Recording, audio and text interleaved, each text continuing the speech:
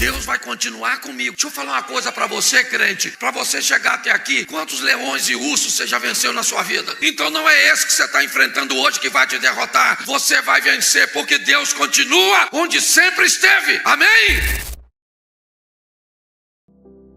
Minha proposta hoje é tentar te ajudar com a palavra de Deus, certo? Para que você venha superar.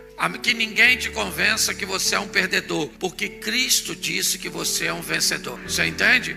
Então, hoje eu quero mostrar a vocês, rapidinho, algumas tempestades. Eu gosto muito, porque cada uma delas traz uma mensagem. E o importante é você aprender. Fala para quem está do seu lado, o importante é você aprender. Mas escute o que eu vou te falar agora e pesquise no Google. O Brasil ocupa a 93ª posição no ranking de coeficiente de inteligência. Sabe o que é 93ª? Alguns tentam colocar para 85, mas a maioria concorda que o brasileiro, no ranking, de uma forma clara, nós ocupamos o nível 93, ok? Ou seja, é assim, a maioria das coisas que você ensina para as pessoas, elas não conseguem aprender por causa de problema cognitivo. Esses dias eu fiz uma postagem assim para testar isso. Eu falei, se você convive com pessoas difíceis, que têm comportamentos inadequados, e você costuma chamar essas pessoas de palhaços, não gosta de ir na casa de fulano porque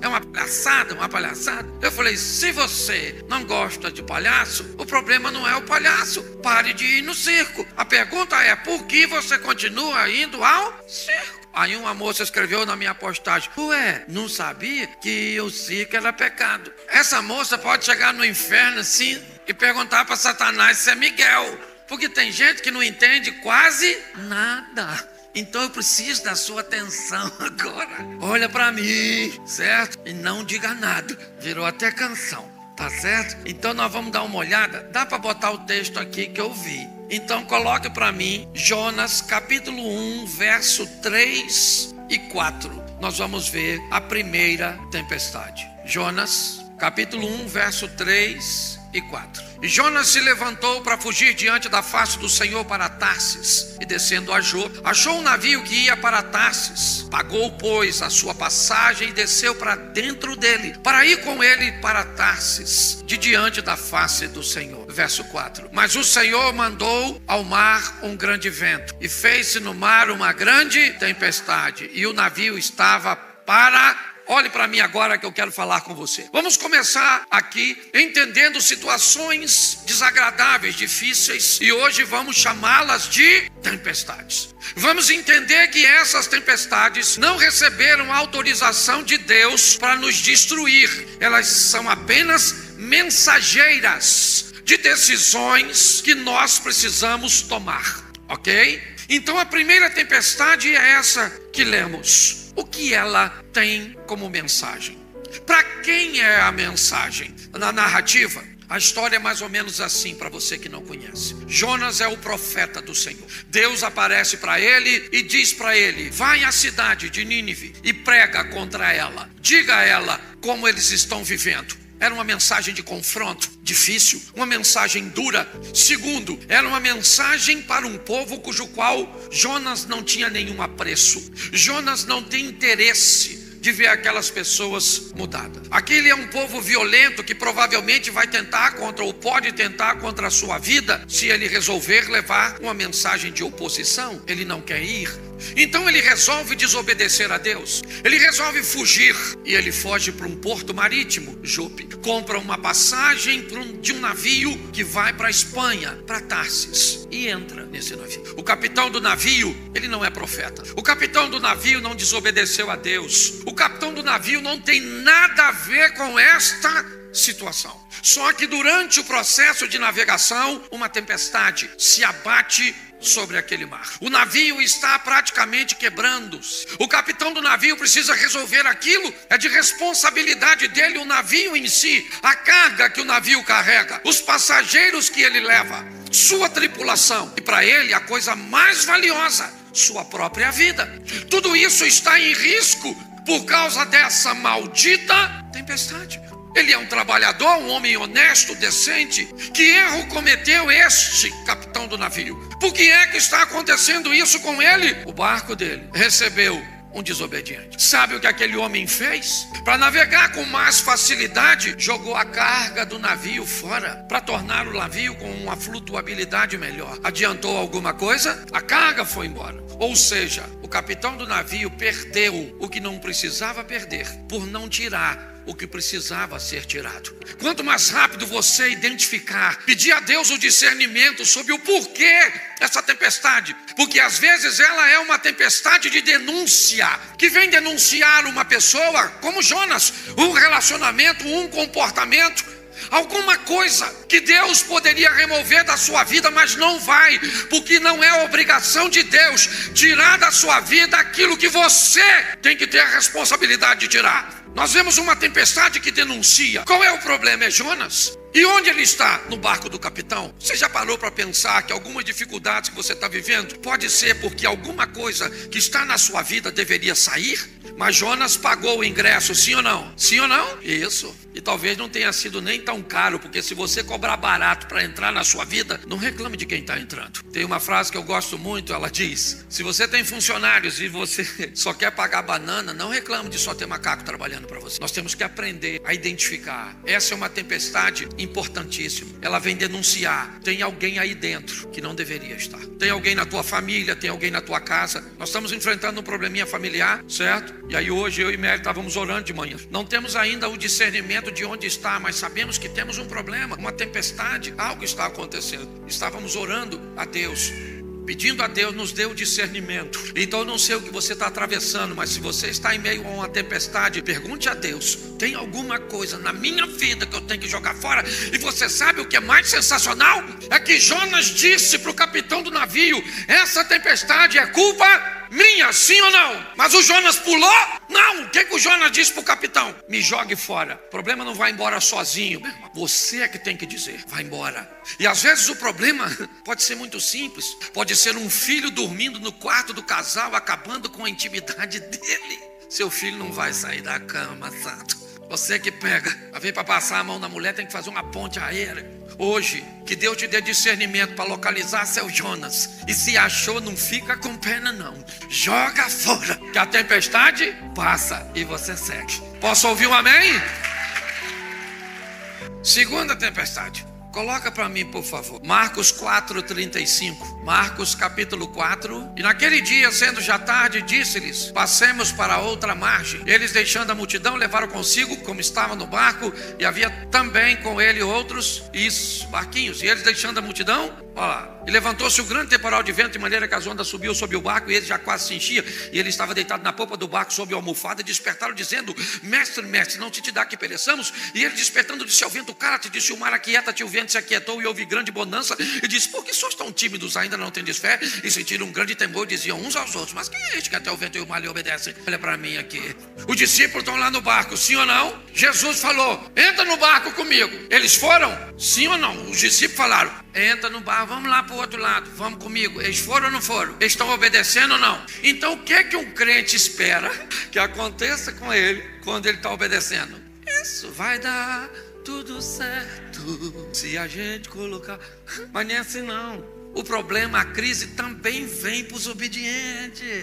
Entendeu, obediente? Tá certo? Porque você obedeceu e achou que Satanás foi neutralizado por sua obediência. Satanás é Satanás, chifrudo, o único chifrudo que não tem mulher, é aquela praga.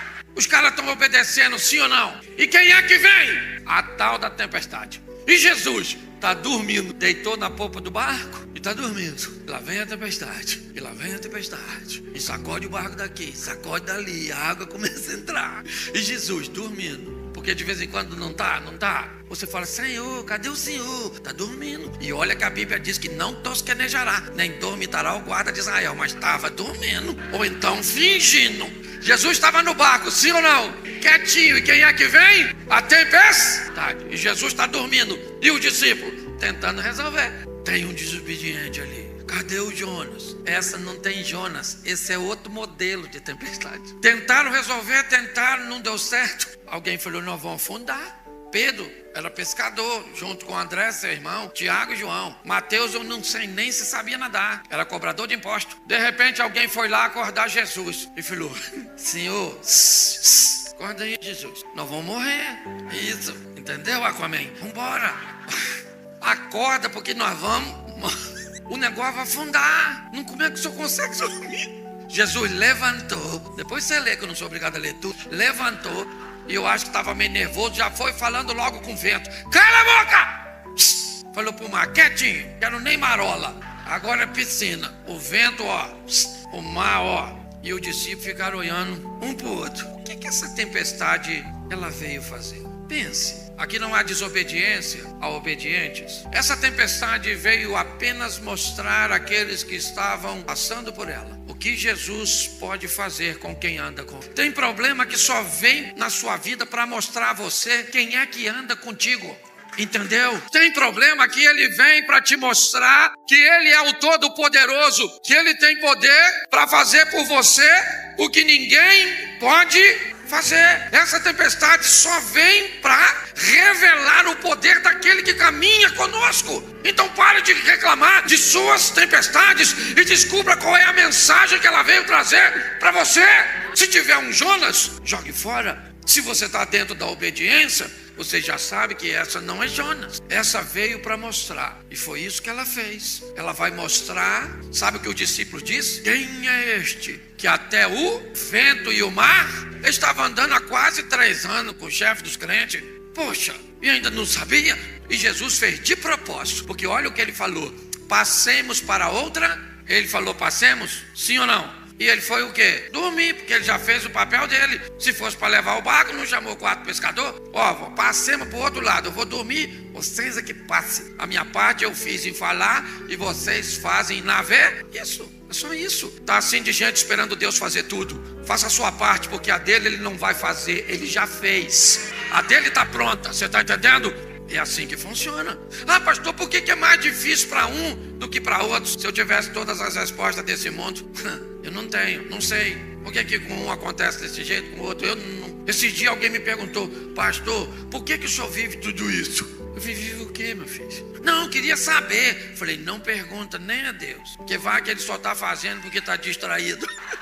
E nem notou. Pare de prestar atenção na vida dos outros. Gaste mais energia para investir na sua vida. Você consegue entender?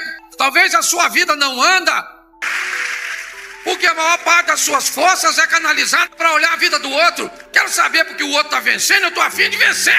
Oxe, fala para quem está do seu lado: não tem substâncias terapêuticas na sua saliva. Então pare de lamber suas feridas. Pare de se lamuriar. Chegou a hora de vencer. E não é vencer porque uma palavra saiu do altar. É vencer porque você descobriu que você em Cristo é alguém vencedor. Porque eu vou te dar uma notícia: se tu depender da torcida para os outros para ganhar, é melhor torcer para o Vasco. Porque eu vou te falar: se o Davi dependesse da torcida dos outros, tinha ganho. O rei acreditava nele, os irmãos acreditavam nele, o pai acreditava nele, o exército de Israel acreditava nele, Golias acreditava nele, o exército dos filisteus acreditava nele. Quem é que acreditava em Davi? Não! Quem é que acreditava em Davi? Ele me disse: eu venci um leão e um urso. Eu venci porque Deus foi comigo e Deus vai continuar comigo. Deixa eu falar uma coisa para você, crente. Para você chegar até aqui, quantos leões e ursos você já venceu na sua vida? Então não é esse que você está enfrentando hoje que vai te derrotar. Você vai vencer porque Deus continua onde sempre esteve. Amém? Terceira tempestade, Mateus 14, 22. Logo ordenou Jesus os seus discípulos a entrarem no... Presta atenção, olha para mim aqui. Marcos 4, 35. E disse Jesus: passemos para outra margem. Lembra? O que ele fez em Marcos? Convidou, sim ou não? Gente, vamos para o outro lado. Sim ou não? Mas aqui ele já tem a experiência ruim da outra vez. Então quando Jesus foi chamar para o barco, ordenou: entra. Porque o discípulo não devia estar afinando. Barco de novo. Não, já estou meio traumatizado, não é verdade?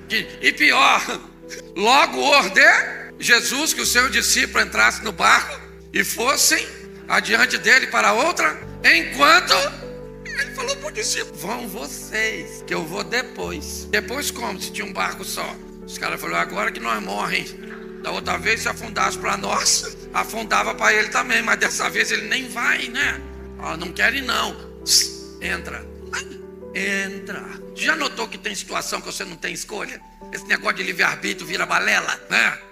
Nós não podíamos escolher assim, para tudo. Deus disse: escolhe com quem casa. Livre-arbítrio. Não quero ficar casado com essa pessoa. Acabou. Livre-arbítrio. Eu quero morrer. Então morra. Você está rindo, mas é sério. Esse negócio de livre-arbítrio não é para tudo, não. Jesus falou: todo mundo no barco, vão que eu vou depois. Sim ou não? Isso. Verso 24. O barco estava já no meio, açoitado. O vento contrário. Escureceu, gente. Cadê Jesus? E os caras estão tentando ir para o outro lado. E lá vem o vento soprando para cá. E rema para lá. E vento para cá. Eles estão obedecendo, sim ou não? Está dando certo? Escureceu. Cadê Jesus? E veio não, hein? Ele falou que vinha. Falou? Se não veio de dia, agora de noite vai vir. E vim como? O horário das barcas já passou. E vem mais não. Primeira vigília começa às 18. Jesus não apareceu. Muda de 3 em 3. 21 horas, 9 horas da noite. Segunda vigília, nada. Deve vir na terceira, que acabou 3 da manhã. Era lá para 3 e pouca da manhã. Os discípulos, olho regalado. O que eles olham lá na frente e vê? Uma pessoa andando em cima da água, tu acredita? Literalmente, tirando onda. Vem ele, pensa, Jesus, cantando Roberto Carlos. Imagino eu, irmão. Esse cara sou eu. Isso, vem ele. Os caras tudo lá com medo, sim ou não? Sim ou não? Barco, vento forte, contrário, onda querendo entrar. E ele vai andando. Quando alguém viu, aí não aguentou. Gritou: fantasma, bombordo. Ninguém correu. Não tinha para onde correr, estava no bar. Aquela gritaria, socorro, fantasma, e não tinha mulher não, só macho. Uma gritaria, um escândalo, socorro, socorro, um fantasma está se aproximando. E Jesus lá do lado de fora falou: fantasma o quê, rapaz? Falei que vinha. Ainda fala, hein? Não dá para ver direito, claro que não dá. Vento, mar batendo, todo mundo quieto. Pedro, sempre ele. Já viu que no grupo tem sempre uns esquisito? Pedro chega na beirada e falou assim: olha só o que ele perguntou. O indivíduo que está andando em cima da água: é o senhor mesmo? Ele não tem nem certeza. Vai que fosse fake. Aí, se é o senhor, manda eu ir aí, pô. Queria andar em cima d'água. Sempre quis. Manda eu ir aí, pô. Tinha quantos discípulos no barco? Me ajude aí. Quantos discípulos? 12. Tinha 12, tá? 12. Só para você não esquecer, nunca mais. Eram 12. Entendeu? Esquerda menos 1, 12, tá certo? É fácil de fazer a conta, tá? Eu não falei que as pessoas demoram para entender. Eu estou só testando o coeficiente da capacidade do raciocínio. Mas deixa quieto, tem gente que nem notou. E esse é o propósito. Olhe para mim. 12 homens dentro do barco, sim ou não? Um homem disse: se é o senhor, eu quero ir aí onde o senhor está. Eu quero. Qual era o local mais seguro naquela ocasião? Se você estivesse lá, onde você ficaria? Seja franco. Pois é, todo mundo quer viver o incrível, sensacional, mas ninguém quer sair do barco. Todo mundo quer fazer o que todo mundo faz, mas quer ter resultado diferente. Não é assim que funciona. Se você quer ter um resultado que ninguém nunca teve, está na hora de você fazer algo que ninguém nunca fez. Pedro diz: eu quero ir aí. O que Jesus disse? Palhaçada é essa, Pedro? Vim aqui. Já estou chegando. Fica aí. Foi isso que Jesus falou? Jesus falou o que para Pedro? Vem, camarada. Porque tem tempestade que só vem para provocar em você decisões que você nunca foi capaz de tomar em ambiente normal e comum. Pode notar, as grandes mudanças da sua vida sempre foram precedidas por situações difíceis. Você só se tornou quem você é hoje de verdade por causa das coisas desafiadoras que você venceu. Jesus disse para Pedro: vem! E aí eu te faço uma pergunta que eu quero que você seja honesto. Pedro vai sair do barco, sim ou não? E você acha que os 11 homens que ficaram dentro do barco estavam torcendo para dar certo? Pedro vai sair? Acha que é melhor que a gente, que andar por cima d'água. Vai se lascar, quer ver? E eu não vou pegar ele lá fora não, hein? Tá bom? Ninguém mandou sair, andar em cima d'água. Dessa escuridão toda com aquele fantasma que tá lá. E eu não vou. Você vai, ô João? Eu também não vou não. Deixa ele ir. E você, Tomé? Eu? Se o João não vai, eu é que vou. E o Judas? Já foi, Judas. Eu vou nada, deixa de fundar. Pensa Pedro botando o pezinho para fora e segurando no barco. Isso aqui funda, né? Nossa, eu nem tô querendo ir mais. E lá vai ele andando em cima d'água, sim ou não? Sim ou não?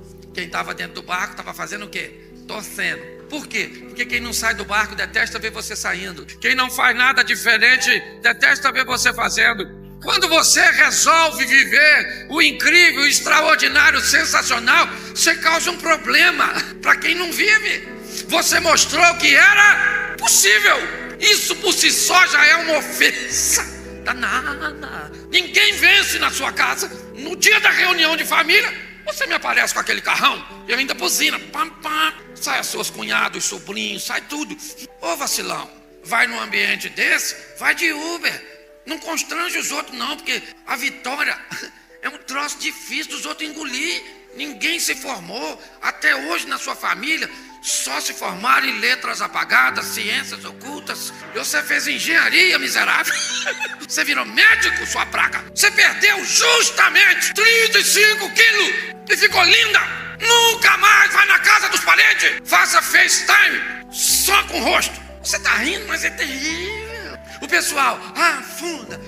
E Pedro? Não chega nunca. Meu Deus do céu. Lógico que ele não estava lá andando igual Jesus. Claro que não. Ele era um ser humano. Quando ele está quase chegando, sabe o que Pedro falou para ele? Nossa, que isso que eu estou fazendo é perigosíssimo.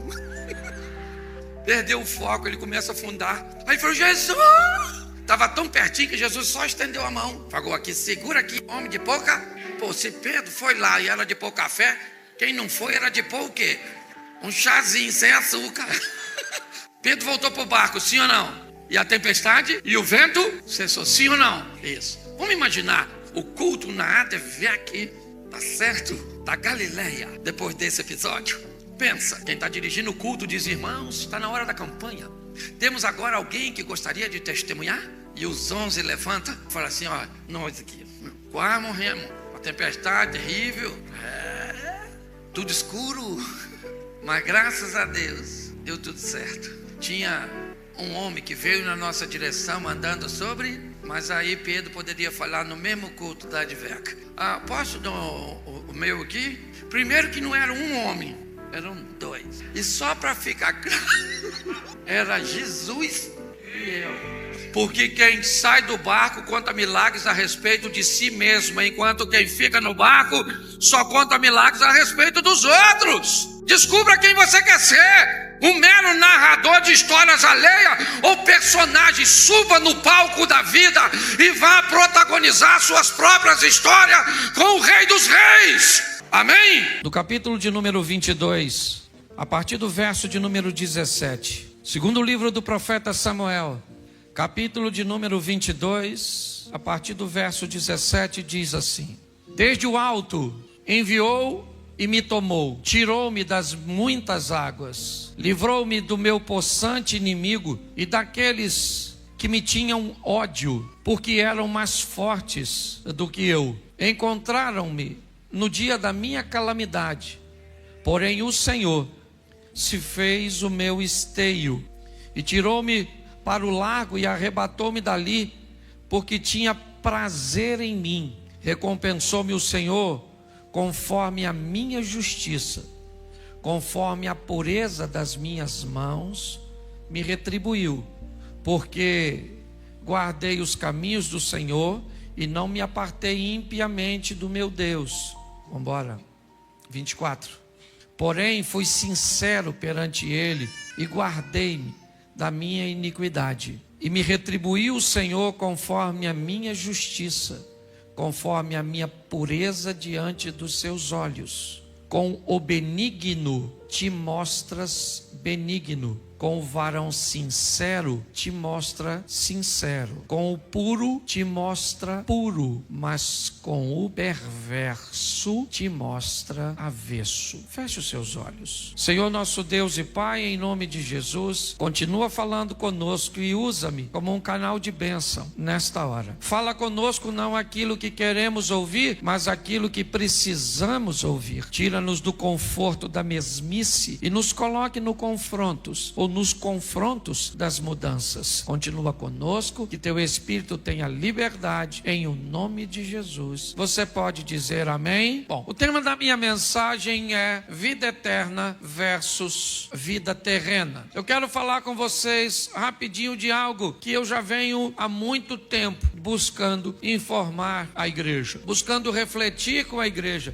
E muito mais do que isso, conduzir a sua vida a um nível de transformação. Aliás, a um nível de vida e não de sobrevivência. Para mim, sobreviver é conseguir pão, é conseguir água e conseguir abrigo. Para mim, os animais, eles não vivem, eles sobrevivem. Todos os dias eles saem para caçar ou para serem caçados. No final do dia, boa parte deles que começaram não chegam. Cederam suas vidas para que outros vivessem. Você não vai ver esses animais aspirando objetos e coisas como nós. Nós vamos descobrir que eles, na verdade, eles não vivem, eles sobrevivem. Porque sobrevivência é diferente de viver. Aquele que vive, segundo a Bíblia, ele recebe um pouco mais do que necessita. Aquele que consegue viver, ele consegue ir além, um pouco além, talvez não muito além da sobrevivência, mas com certeza ele precisa romper este limite. Aquelas pessoas que conseguem apenas obter o necessário e pronto, na verdade o que elas estão fazendo é sobrevivendo e não vivendo. Nossa proposta sempre foi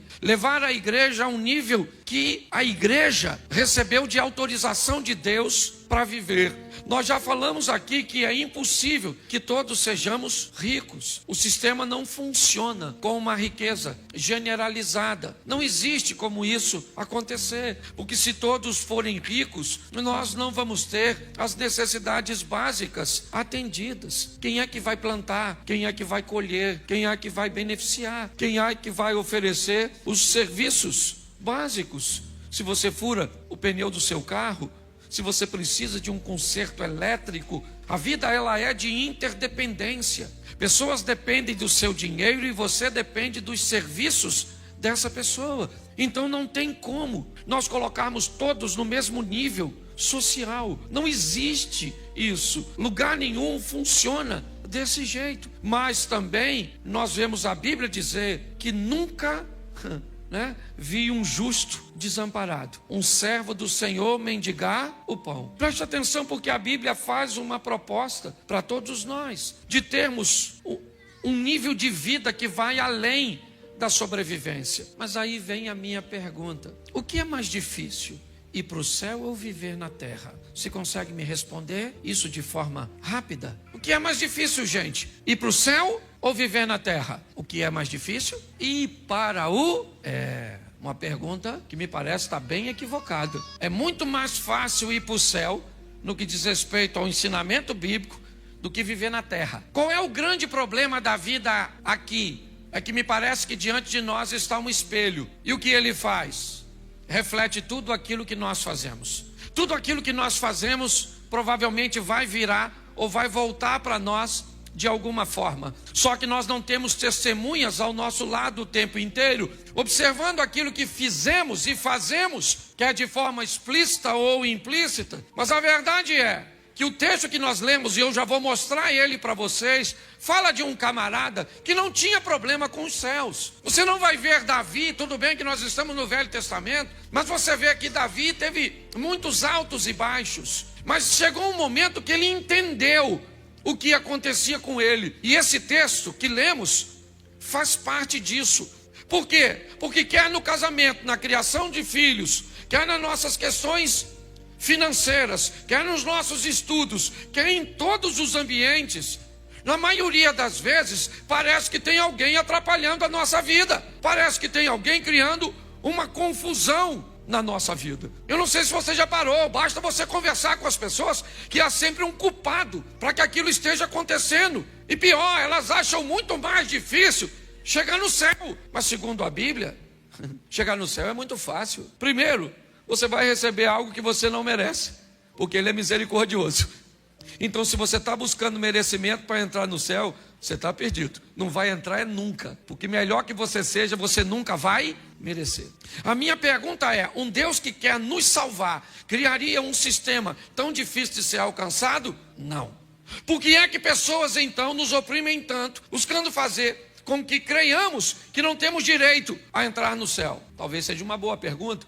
Por que é que pessoas dificultam tanto, estabelecendo condições que a Bíblia nunca falou que era necessária para entrar no reino de Deus? Então primeiro eu preciso mostrar a você que entrar no céu é fácil, difícil é viver na terra. Poxa, pastor, eu nunca pensei nisso, mas eu queria que você fosse pensando hoje. Aliás, não fosse pensando, fosse pesquisando o que eu vou te falar. Porque pode ser que para você eu esteja falando um montão de besteira, então eu quero que você pesquise. Certa vez, um carcereiro está tentando tirar a sua própria vida. E quando ele está tentando tirar a sua própria vida, ele conversa com Paulo e Silas e diz para ele: o que eu tenho que fazer para entrar no reino de Deus? O que eles respondem? Sabe o que é? Crê no Senhor Jesus e será salvo tu e a tua. Todo aquele que crê e for batizado será, mas aquele que não crê já está, ele não vai, ele já está condenado.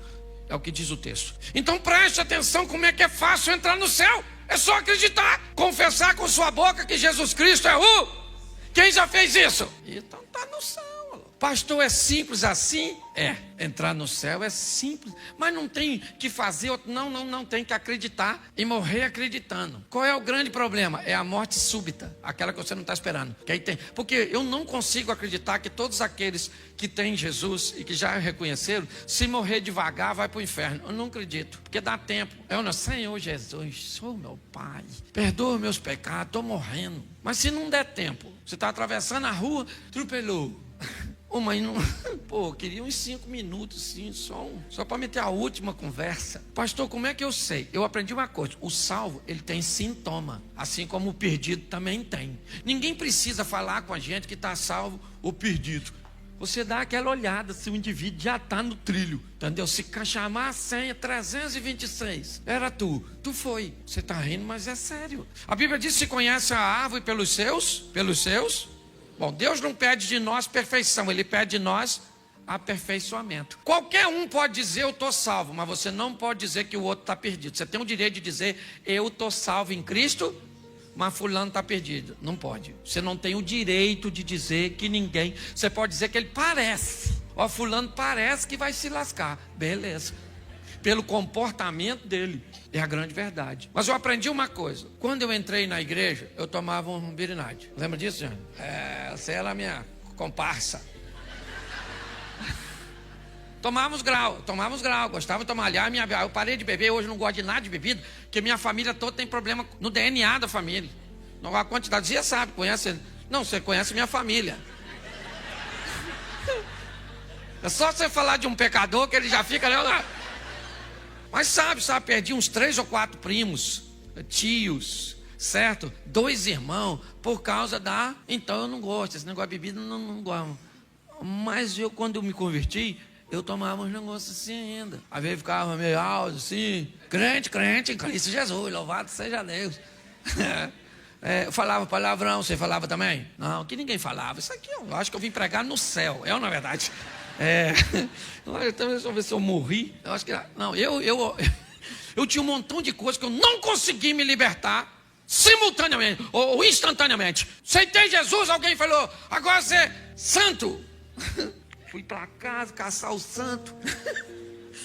Achei na fotinha, no crucifixo, mas estava ruim de achar em mim. E até hoje eu ainda procurando.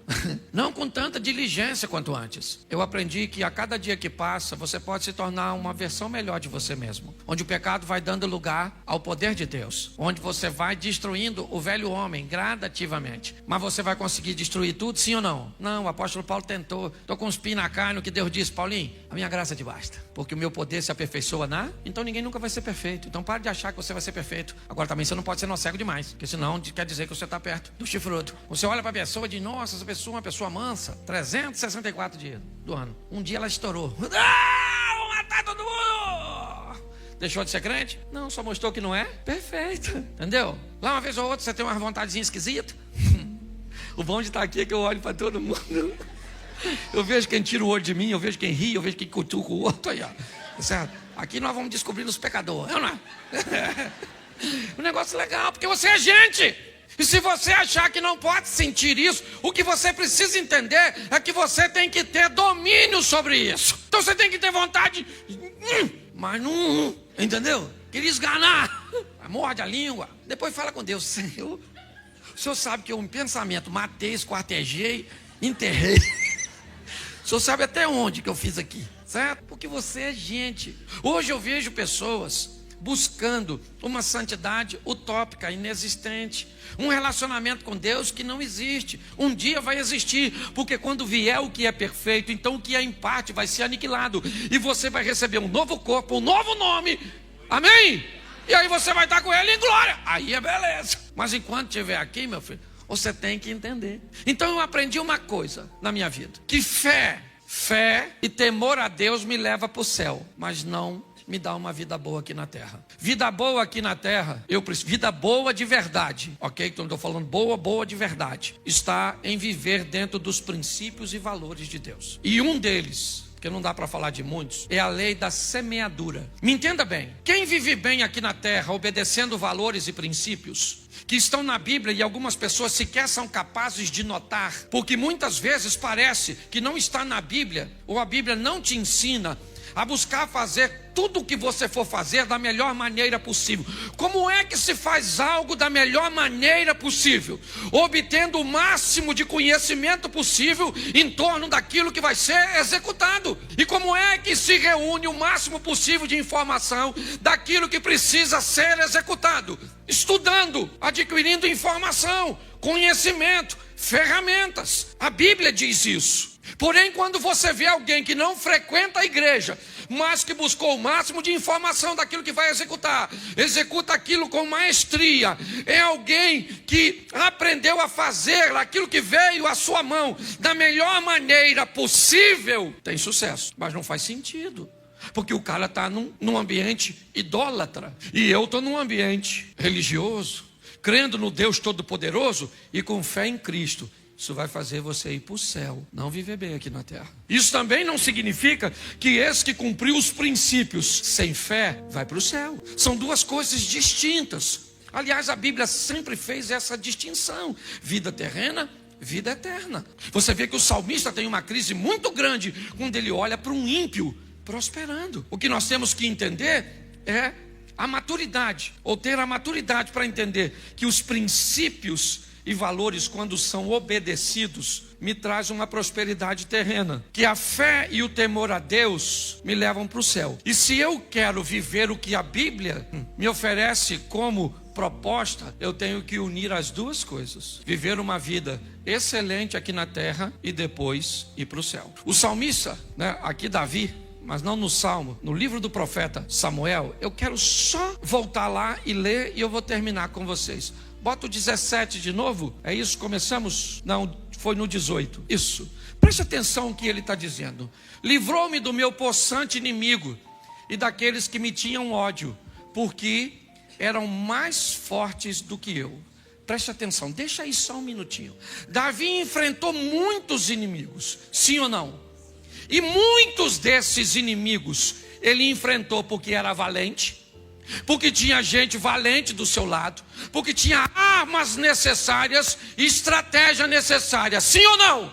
Então ele não precisava de Deus. Ele não precisava de Deus. No que diz respeito a resolver problemas que ele pode resolver, ele resolvia, e era bom nisso. Ele não tinha problema com isso. Mas quando chegou momentos na vida dele que os inimigos eram mais fortes, mais numerosos do que ele, Davi foi alguém que reconheceu que quando esse momento chegou, ele tinha relacionamento com Deus. Note que ele tinha estratégia, valentes, armas, ele tinha tudo. E tudo que ele tinha, ele usava. Mas quando chegou um momento que o que ele tinha não era suficiente para resolver seus problemas, aí ele aciona os céus. E aí ele diz: ele, o Senhor, livrou-me do possante inimigo e daqueles que me tinham ódio, porque além de serem mais fortes do que eu, olha o que diz o 19, encontraram-me no dia da minha calamidade. Preste atenção, o que Davi está dizendo: se eu tenho estratégia, meu inimigo também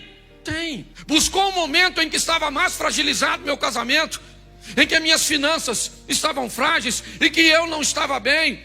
Ele buscou uma ocasião contra mim, onde a minha possibilidade de me defender não era das melhores. Eu não sei se você já ouviu alguém dizer, ou se você já disse, cara, pô, se isso acontecesse em outro tempo, acabei de pagar o conserto da máquina de lavar, a televisão queimou, pô, acabei de enfrentar esse tipo de problema, agora vem esse. O que Davi está descrevendo é isso. É alguém que aprendeu a mesclar esses dois estilos de vida.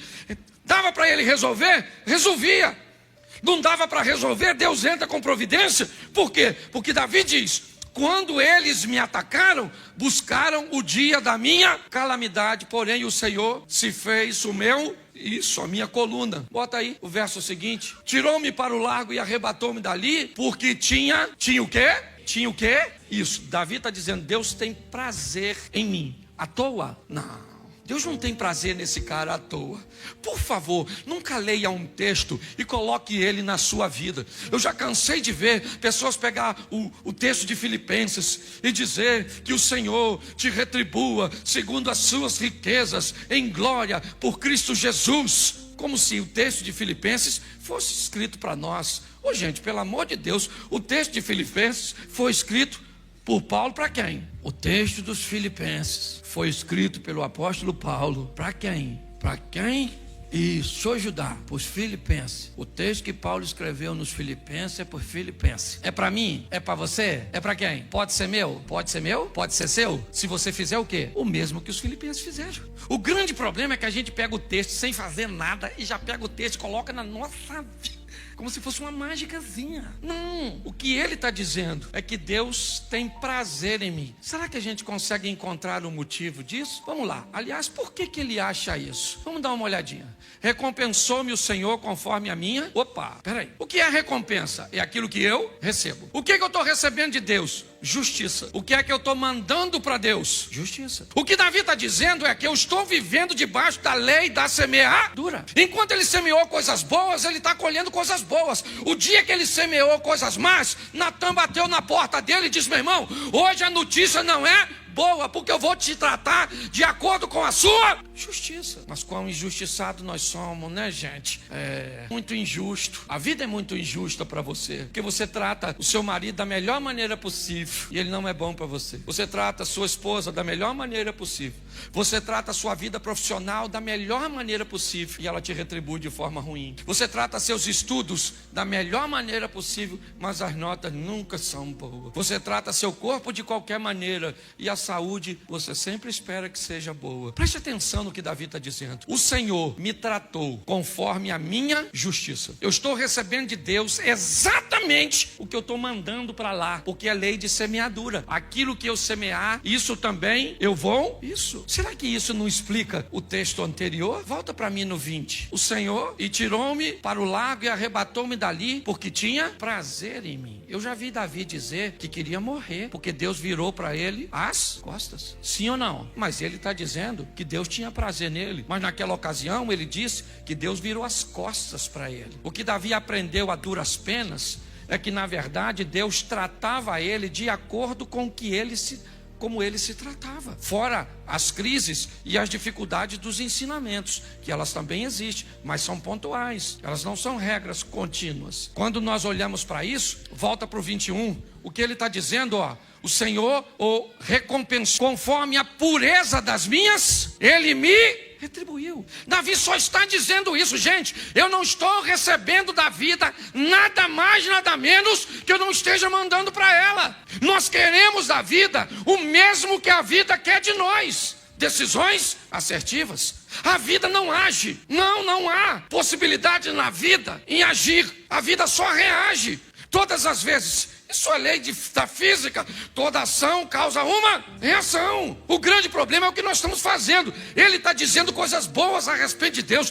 O Senhor me escolheu, o Senhor me defendeu, mas tá bom. Então por que não me defende? Então por que Deus não entra com providência a meu respeito? Eu tenho que pregar o evangelho e a palavra de Deus direito.